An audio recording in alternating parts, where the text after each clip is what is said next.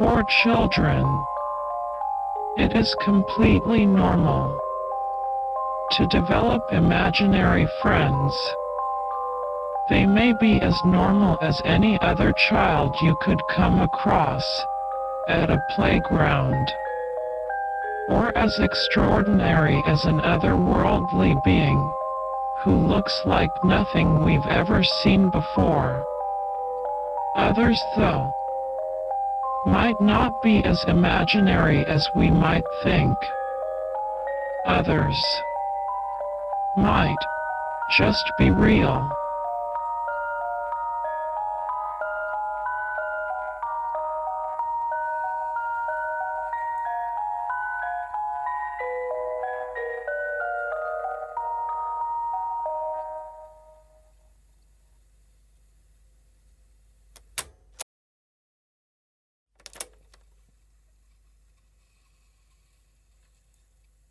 When I was a young boy, I experienced many strange things in my house. From doors rattling at 3 a.m. to hearing a woman scream in broad daylight. However, nothing has frightened me more than the period of time when I would see and hear a little girl. Her name was Nancy, and her presence sent shivers down my spine. Then one day, my family made a grand discovery, and the visit suddenly vanished. It all started one night when I was sleeping on the couch in my living room that's at the front of my house. It was a stormy night, and the entire house was silent. All I could hear was the sound of thunder and rain. The room was not that big, and it was full of furniture. The couch that I was sleeping on was pushed up against the wall. It was no big deal at first. It was hard to sleep because of the rain and thunder, but all of a sudden things began to get louder.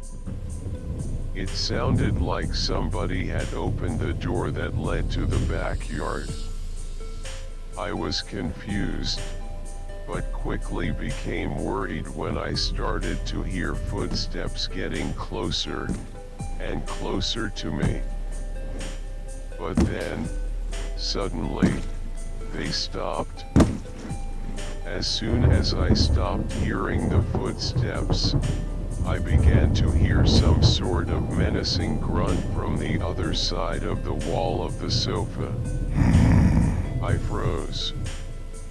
It took me a few seconds to realize that I was in some sort of danger, so I got up and sprinted to my brother's room that was nearby. But before I closed the door, I turned around and saw the silhouette and shadow of a tall man, staring at me with his piercing eyes. I shut the door and went to sleep with tears in my eyes. A few days passed and I could not get the look of that man out of my head. I was lying down on my bed in my room and had the feeling that I was not alone. I was worried that it was the man again, coming to torture me with his presence. But it was not. The presence of what was in there with me did not feel malevolent. I actually began to feel sad and remorseful. All of a sudden, I began to hear the faint voice of a little girl. It was hard to hear, but I was able to catch a name. Nancy. As time progressed, her voice became more and more clear and a silhouette appeared. She said that a man was in the house with her, and that he was not a good person. I was shocked as to what was happening and what I was experiencing, but I knew exactly what she was talking about. She said that his name was Max, and that she was fearful of him. I am assuming that she could sense that I was scared of him too, so she said not to worry, that she would protect me.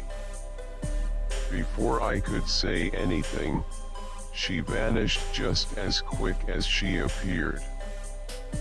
A couple of years passed by and the occasional spooky thing would happen to me, but I was not worried. Sometime during this year of my youth, my family decided to renovate the bathroom and my mom made a grisly discovery under the bathtub. Bones. Not animal bones, human bones. I asked my mom if they could have just been animal bones, like from a cat or an opossum, but she said that she knew that those bones did not come from an animal. After my mom made that discovery, the ghosts that I used to see and encounter no longer appeared. Could it have been that Max had killed Nancy and buried her underneath the bathtub? A part of me says yes, and a part of me just hopes that those were in fact just animal bones. We will never know, but all I know is that after we dug up those bones, Nancy and Max have never made an appearance again.